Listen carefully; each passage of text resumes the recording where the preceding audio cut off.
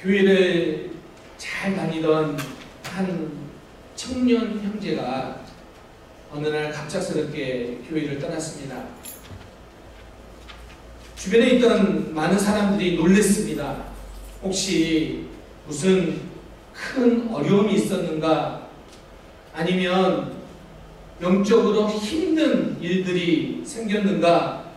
아니면 어떤 사람 때문에 갈등이 있어서 교회를 떠났나? 여러 이슈들이 있었습니다. 그런데 나중에 그 떠난 이유를 알고 모든 교인들이 놀랐습니다. 그 이유는 이런 것이었습니다. 본인은 정말로 열심히 교회 다니고 싶었고 다른 사람들에게 모범이 되고 싶었다. 그런데 교회를 다닐수록 하나님과의 관계보다는 점점 신앙의 모습이 형식화되고 어느덧 하나님은 보이지 않고 마음은 텅 빈 느낌이 들었다. 그래서 교회를 떠났다라는 말을 했습니다. 그는 매주 예배에 참석했고 기도 시간도 가졌고 또 성경 공부도 빠지지 않았지만 문제는 신앙의 본질보다는 형식을 쫓고 있었다는 것입니다. 신앙은 하나님과의 관계인데 그보다 마치 점수를 따는 것처럼 신앙생활을 했고 그래서 신앙생활에 자유보다는 압박이 많았다라는 이야기입니다. 혹시 여러분에게 묻고 싶습니다. 여러분들의 지금 신앙생활의 모습은 어떻습니까? 혹시 이 청년과 같은 모습이 있지는 않습니까? 예배를 드리는데 마음은 움직이지 않는 일이에요. 예배를 드리고 집에 가는데 내 안에 아무런 여운도 남지 않은 채 가는 그런 신앙생활, 혹시 그런 신앙생활을 여러분은 하고 있지는 않습니까? 이렇게 보면 신앙생활을 오래 하면 오래 할수록 점점 더 형식화되기 쉬운다라는 생각을 하게 됩니다. 기도를 하는데요. 기도를 통하여 주님의 사랑을 경험하는 것보다는 내가 기도했다에 더 방점을 두고 있는 것이 혹시 우리의 신앙의 모습이 아닌가라는 질문을 던져봅니다. 바울은 갈라디아 교인들에게 말을 합니다. 그리스도인은 율법을 지키지 못함으로 인하여 정죄받을 그런 두려움에 빠질 필요가 없다. 왜냐하면 그리스도가 우리를 위하여 십자가의 죽으심으로 말미암아 우리는 더 이상 정죄받지 않고 의롭다함을 얻었다라고 이야기를 합니다. 자, 이런 이야기를 들으면 여러분, 우리는 더 이상 어떤 것을 지키고 어떤 것을 행해야지만이 의롭다함을 얻는 것이 아니라 이미 예수 그리스도를 믿음으로 말미암아 의롭다함을 얻었습니다. 이 말을 들으면 우리는 내 마음대로 이렇게 살아가도 되는가? 내 마음대로 내가 원하는 대로 내가 편리한 대로 신앙생활을 해도 되는가? 이런 생각을 하게 됩니다. 여러분, 만약 이 말이 맞다면 복음은 거룩한 삶과는 거리가 먼 거예요. 갈라디아 교회 안에 이러한 일들이 있었다는 것입니다. 그들은 복음을 들었는데 그래서 예수 그리스도를 믿음으로 자유함을 얻게 되었는데 시간이 지나서 어느 날 사람들이 와서 말을 합니다. 그렇게 믿어서는 안 돼. 그렇게 신앙생활을 하면 안 돼. 할례를 받아야지만이 하나님의 백성이 되는 거야. 율법을 잘 지켜야지 구원받은 하나님의 백성이지 그렇게는 안 돼 라는 이야기를 합니다. 그러니까 갈라디아 교회 안의 사람들이 그 이야기에 혹하게 됩니다. 들어보니까 일리가 있는 것 같아요. 여러분, 정말로 하나님의 자녀라면 열심히 신앙생활을 해야 되는 거 아닙니까? 다른 사람들보다는 더 분명하게 인정받아야 되는 거 아닙니까? 맞는 거죠. 그러니까 와서 말합니다. 진짜 증거를 가져야 된다. 드러나는 표식이 있어야 된다. 그게 뭐냐? 할례를 받아야 되고 율법을 지켜야 된다. 이런 이야기를 했다라는 거예요. 거기에 많은 사람들이 마음을 빼앗겼어요. 그래서 많은 그 갈라디아 교인들 중에서 예수 그리스도의 십자가를 바라보는 그 믿음의 신앙 생활에서 돌이켜서 무엇인가 종교적 형식, 행위를 지켜야 된다라는 그런 신앙의 모습으로 바뀌어가고 있었다는 것입니다. 오늘도 우리는 비슷한 목소리를 듣습니다. 이 정도는 해야지 진짜 그리스도인 아닌가. 주일 성수도 제대로 못하면서 무슨 은혜가 있겠는가. 이런 말 속에는 믿음보다는 형식, 종교성에 더 초점을 두고 있는 말입니다. 여러분, 종교성이 무엇입니까? 인간 중심의 경건은 보이기 어떠한가. 그래서 보이기 위한 열심, 비교, 정죄, 이게 주가 돼요. 그래서 내가 이렇게 열심히 신앙생활 하는 것은 믿음이 좋기 때문이다. 나는 저 사람들보다는 훨씬 믿음이 좋아. 아니, 저렇게 믿음 생활 해가지고는 될까? 이런 다른 사람들보다 더 비교 우위를 점하고 그러면서 다른 사람을 정죄하는 그런 종교성을 자꾸 드러내게 된다는 것입니다. 오늘 여러분에게 묻고 싶습니다. 여러분들이 오늘 예배에 참석하고 있는데 이 예배에 참석하는 기준이 뭡니까? 이 자리에 앉아 있어서 나는 예배에 참석했다입니까? 아니면 나는 오늘 교회에 와서 무엇인가 했기 때문에, 종교적인 어떤 행위를 했기 때문에 여러분들은 오늘 예배에 잘 참석하고 있다라는 기준을 삼고 있습니까? 오늘 권사님이 이런 말을 한 적이 있어요. 본인은 주일날 예배를 드리고 나면 일주일이 채워진다. 교회에 왔다 가면 일주일이 풍성하다는 거, 여러분 정말 대단한 거 아닙니까? 얼마나 귀한 겁니까? 그런데 그렇게 신앙생활 하다가 어느 날 그 권사님이 깨달았다. 뭘 깨달았냐면 자기는 좋았다고 생각했는데, 자기는 채워졌다고 생각했는데 하나님은 그분의 삶을 전혀 사용하지 않고 있다는 것을 깨달았다. 충분히 그럴 수 있습니다. 우리의 형식, 우리의 겉모양의 종교성은 이런 착각을 불러일으키게 된다는 것입니다. 바울은 이런 사람들에게 강하게 말합니다.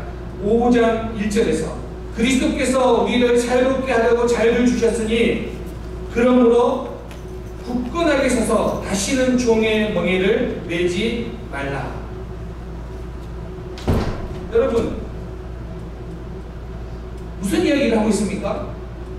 어떤 경건의 겉모습을 가지고 있어야 된다는 생각, 그것이 믿음의 증거라고 하는 생각, 이 생각이 잘못됐음을 지금 지적하고 있는 거예요.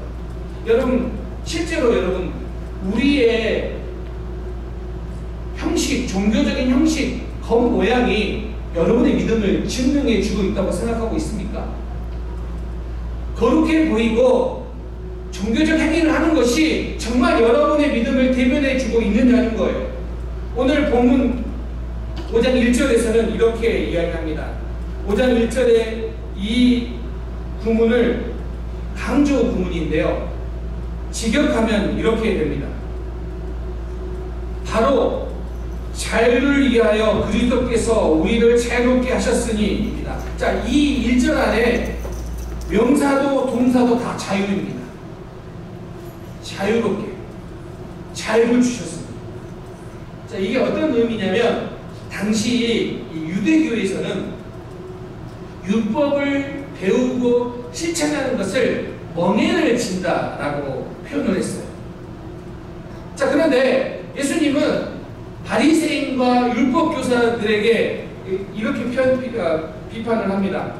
그들이 사람들에게 이 멍에를 지우고 있다. 그래서 속박한다라고 보았습니다.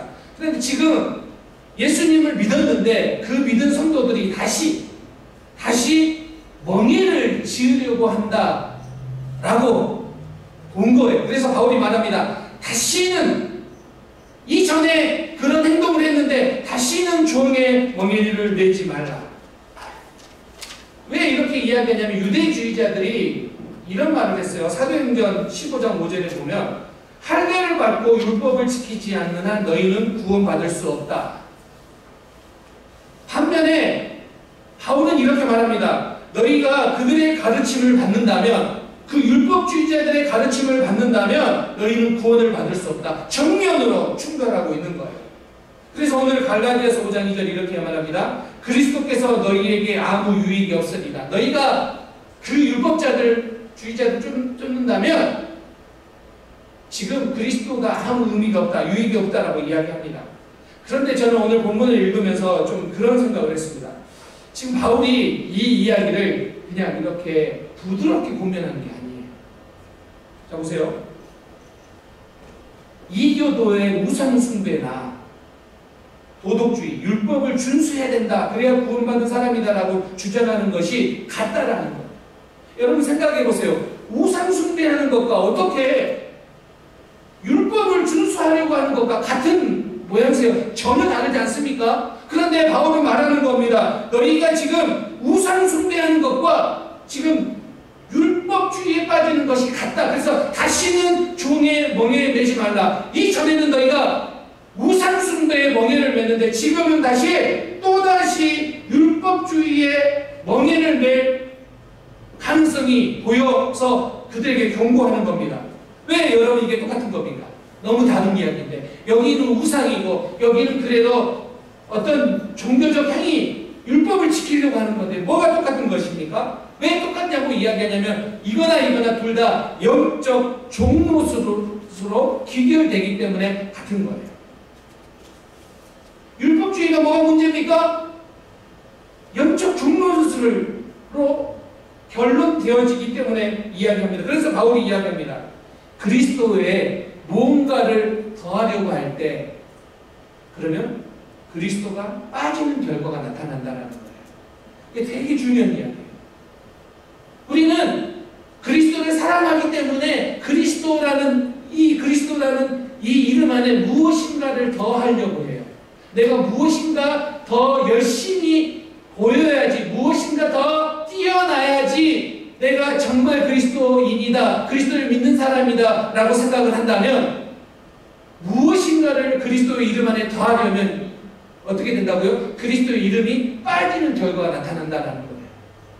그래서 오늘 우리에게 이런 이야기, 여러분들이 종교적인 형식을 가지고 여러분의 신앙의 진리를 보여주려면 그것은 다르게 이야기하면 예수 그리스도를 빠지게 되는 결과를 만들어낸다는 거예요. 그래서 우리는 이렇게 말할 수 있어요. 우리의 신앙의 증명이 내가 얼마만큼 교회를 오래 다녔는가, 내가 얼마만큼 열심히 봉사했는가, 이런 게 되는 순간 어떻게 된다고요? 그리스도가 빠지는 결과가 된다는 것입니다. 여러분, 오늘 바울은 그래서 이렇게 말합니다. 갈라디아서 5장 6절 말씀에서 한번 읽어보겠습니다. 시작. 그리스도 예수 안에서는 할례나 무할례나 효력이 없으되 사랑으로서 역사하는 믿음뿐이니라. 보세요. 어떠한 형식도 종교적인 외양도 아무런 효력이 없다. 할례나 무할례나 효력이 없으되. 그런데 유일하게 효력이 있는 게 있어요. 그게 뭐예요? 사랑으로서 역사하는 믿음뿐이래요. 그러면 여러분 지금 이거 놀라운 전환이에요. 무슨 이야기냐면 지금까지 사람들은 할례로 대변되는 경건함의 모습이고 믿음의 상징이라고 이야기할 수 있는 할례로 종교적 외양으로 드러내려고 하는데 뭐라고 이야기하냐면 할례나 무할례나 효력이 없다고요. 효력이 있는 게 하나 있는데 그건 뭐냐면 예수 그리스도 믿음 안에서 나타내는 사랑이다. 이게 하나가 효력이 있다는 거예요. 여러분, 그럼 지금 이 바울이 우리에게 하고 있는 게 뭐예요? 정말 우리가 하나님을 사랑한다면 하나님을 사랑하고 이웃을 사랑함으로 우리의 믿음이 나타나고 있다는 것입니다. 그럼 여러분 다시 한번 생각해 보세요. 지금까지 우리가 우리의 신앙을 증명하려고 했던 것들,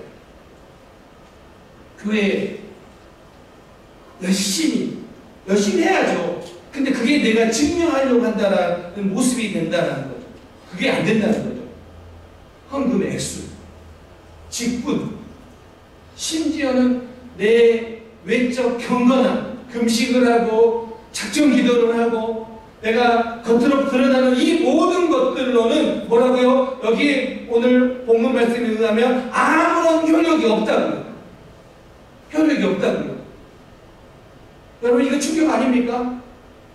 우리는 교회에서 정말 열심을 내는 사람을 칭찬하죠. 헌금을 많이 내면 대단하다고 이야기하지요. 우리가 금식을 하고 종교적 모양을, 겉모양을 드러내면 우리는 대단하고 하죠. 정말 대단한 건 쉬운 건 아니에요. 그런데 뭐라고요? 진짜 우리의 신앙을 증명하는 건 뭐라고요? 믿음 안에서, 예수 그리스도 믿음 안에서 표현되는 뭐라고요? 사랑이에요. 그래서 오늘 이 선언이요, 바울의 이 선언 충격적인 거예요. 유대 교회에 있어서의 신앙의 상징이었던 할례가 예수 그리스도 안에서는 더 이상 아무 의미가 없다. 뭐가 중요합니까? 그러면 사랑으로서 역사하는 믿음입니다. 여러분, 예수님이 시작한 길은요, 신앙생활은요, 우리에게 어떤 종교적 의무를 지우려는 게 아니에요. 우리의 마음이 믿음 안에서 사랑으로 반응하는지를 묻는 거예요.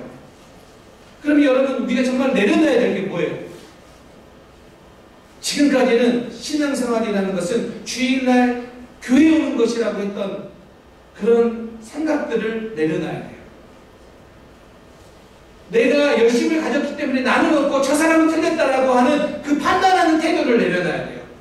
기독교라는 것을 하나의 브랜드로 생각하고 있으면서 정작 나는 기독교인이라고 하면서도 예수님의 가르침을 따르지 않으려고 하는 이중성, 그리고 마치 내가 헌금을 하고 금식을 하고 봉사를 하면 신앙 점수를 내가 따는 것으로 생각하고 있는 그런 생각들, 이 모든 것들을 내려놔야 된다는 거예요. 왜냐하면 어쩌면 이런 것들이 하나님과의 관계에서 더 멀어지게 만드는 것이 되기 때문이에요. 그러면 여러분의 믿음은 어떻게 표현되어야 됩니까? 오늘 분명하게 말하고 있습니다. 사랑으로 역사하고 있습니까? 이걸 물어야 된다는 거예요. 그러면 여러분, 우리가 우리의 신앙을 점검할 때 우리가 얼마만큼 많은 봉사의 양을 가지고 있느냐가 아니라 우리가 그렇게 섬기는데 그 섬기는 거 안에 사랑이 있느냐, 사랑이 들어있느냐를 물어야 되는 거예요. 여러분의 신앙생활이 다른 사람들을 도와주고 있는 것이 아니라 여러분의 신앙생활 속에서 다른 사람들을 생명과 자유로 이끌어내느냐, 근데 그 안에 무엇 때문에요? 사랑 때문에 그렇게 하고 있느냐를 묻는 거예요. 제가 잘 아는 목사님이 해준 이야기예요. 그 교회에 정말 머리가 똑똑한 성도가 있대요. 어느 정도 똑똑하냐면 원래 머리가 똑똑하는데 교회 안에서도 독학으로 히브리어를 공부했대요. 하도 목사님이 히브리어 말하니까 좀 화가 났는지 히브리어 성경을 읽고 공부를 자기가 막 했대요. 물론 당연히 다 아는 것도 아니고 한계가 있는데, 그래서 그분은 목사님이 설교를 할 때 히브리어가 딱 나오면 예배 끝나고 찾아와서 목사님하고 대화를 한다는 거예요. 목사님, 오늘 히브리어 그게요, 발음이 어쨌다느니 그 내용이 뭔지 좀 더 자세히 이야기해 주라는 이런 계속해서 그런 이야기를 한다는 거예요. 대단한 거죠. 그래서 그분은 교회 올 때도 히브리어 성경책을 들고 온대요. 여러분 무섭죠? 무섭잖아요. 이분이 와가지고 여러분 옆에서 앉아가지고 집사님 히브리어로 이게 어쩌고저쩌고 이렇게 이야기하면 얼마나 무섭겠습니까? 그래서 이분은 자기의 자랑이겠죠. 늘 히브리어 성경을 끼고 와서 히브리어 성경이 작지가 않아요. 커요. 그러니까 교회를 이렇게 돌아다니는 거예요. 근데 어느 날 새 신자가 왔는데, 우리 교인은 원래 자기가 앉은 자리가 있잖아요. 정해지진 않았지만 우리도 보면 거의 비슷하잖아요. 근데 이 히브리어 성경을 들고 다니는 사람의 자리에 새 신자가 딱 앉아있더래요. 이분이 딱 와가지고 어쩔 줄도 모르는 거야. 교회를 한 바퀴 돌더래요. 어디에 앉을까. 빈자리는 여전히 많이 있는데 한 바퀴 돌았어요. 다시 두 바퀴를 돌아요. 그래서 목사님이 어쩔 수 없어서 그분을 주목해 봤대요. 그리고 어느 자리에 앉더래요. 그러더니 잠시 후에 다시 일어나더래요. 다시 돌아서 자기 자리에 가가지고 그 새 신자에게 말해요. 여기 제 자리인데요. 비켜주세요. 여러분, 그분은요, 어쩌면 성경의 히브리어는 알았을 거예요. 그런데 복음의 언어인 사랑은 잊고 있었던 거예요. 혹시 여러분, 우리에게 이런 모습은 있지 않습니까? 여러분, 정말 믿음 있는 삶이 어떤 삶일까요? 오늘 본문 우리에게 뭐라고 이야기합니까? 사랑으로 역사하는 믿음뿐이라고요.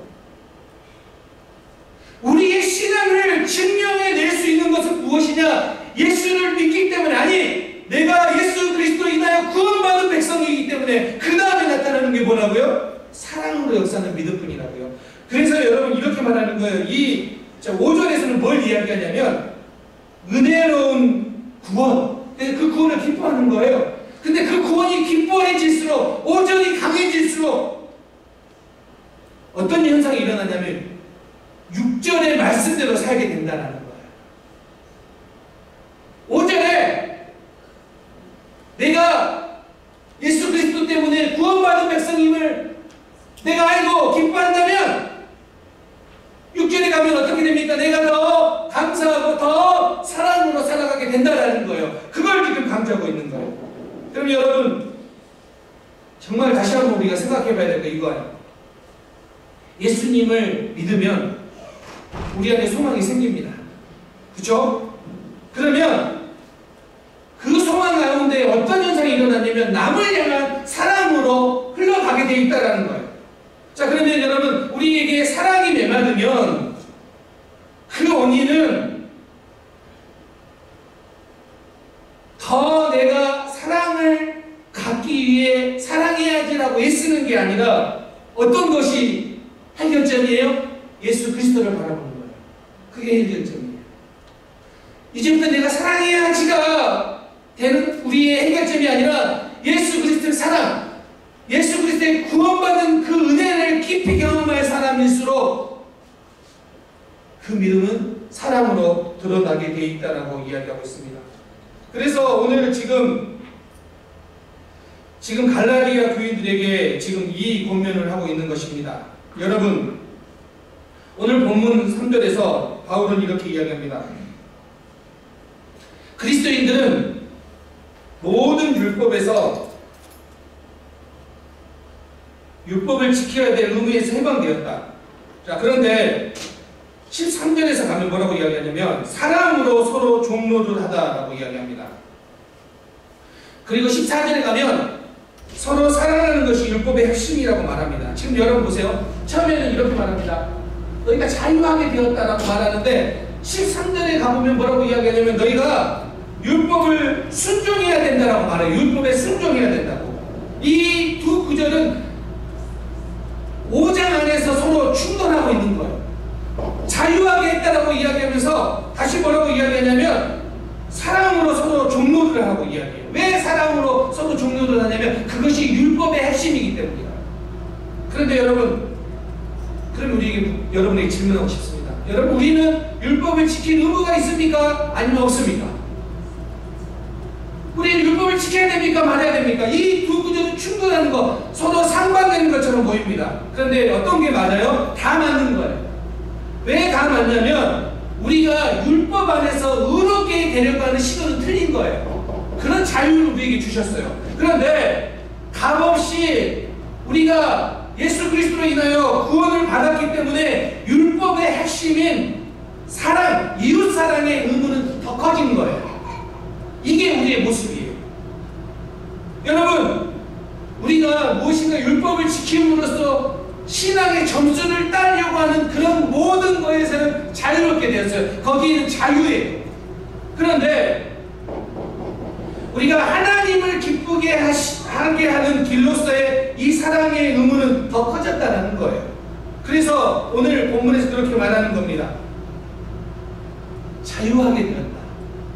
그런데 그 하나님의 사랑을 너희가 믿는다면, 너희가 기억한다면 복음 때문에 이웃을 사랑하는 이 사랑의 의무는 더 커졌다라는 거예요. 그래서 자유했지만 서로 종로들하고 오늘 사랑하라라고, 서로 사랑하라라고 이야기를 하고 있습니다. 여러분, 복음은 이렇게 새롭게 시작하는 겁니다. 예수님께서 제자들에게 이렇게 말씀하셨습니다. 함께 읽겠습니다. 부르심을 입었으나 그러나 그 자유는 육체의 기회를 삼지 말고 오직 사랑으로 서로 종로들하라. 바울이 이렇게 서로 종로들하라 하고 있습니다. 이렇게 말할 수 있는 이유가 뭐냐? 이렇게 말할 수 있는 이유가 뭐냐? 요한복음 13장 34절에서 이렇게 말합니다. 함께 읽겠습니다. 시작. 새 계명을 너희에게 주더니 너희가 딴 것 같이 너희도 서로 사랑하라. 여러분, 복음은 새 계명입니다. 이거는 새로운 삶의 방식이고 새로운 질서이고 새로운 공동체를 세우는 근본이에요. 자, 예수님께서 오늘 본문을 통해 우리가 새롭게 가야 될 길을 말하고 있습니다. 종교적인 의무가 아니라, 형식이 아니라 내가 얼마나 사랑하느냐가 신앙의 본질이 되어야 된다라고 우리에게 말씀하고 있습니다. 사랑하는 성도님들, 여러분의 신앙의 본질은 종교적 형식이 아니라 얼마나 사랑을 실천하느냐가 될 수 있기를 바랍니다. 이게 예수님이 우리에게 주신 새 계명입니다. 2019년 필라델피아 퀸 빌리지 한 커피숍에서 있었던 일입니다. 어느 10대 소년이 와서 팁을 훔쳐가는 거예요. 큰 돈도 아니라 팁을 계속 훔쳐가는 거예요. 이 직원이 첫 번째, 두 번째는 팁을 훔쳐가자 경고를 했습니다. 다시는 이 가게에 오지 말라. 한 번 더 오면은 경찰에 신고하겠다. 그런데 아랑곳하지 않고 이 소년은 다시 와서 세 번째 또 훔쳐갑니다. 그때 그 직원은 그 소년을 잡아가지고 경찰에 넘깁니다. 나중에 주인이 이 소년을 고소하는 것을 포기합니다. 이유가 이겁니다. 법보다 회복이 우선이다.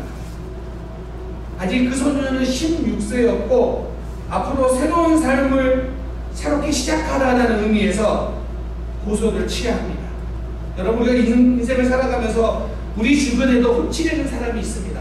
우리의 시간을, 우리의 평안을, 우리의 마음을. 그런데 여러분, 우리가 예수님과 인격적인 관계를 맺고 있다면 어떻게 된다고요? 믿음 안에서 사랑으로 드러나게 되어 있습니다. 여러분은 지금 복음을 붙들고 있습니까? 아니면 종교성을 붙들고 있습니까? 이번 한 주간 종교성이 아니라 주님의 사랑을 붙들고 살아가는 우리 성도님들 되시기를 주님의 이름으로 축원합니다. 아멘. 기도하겠습니다.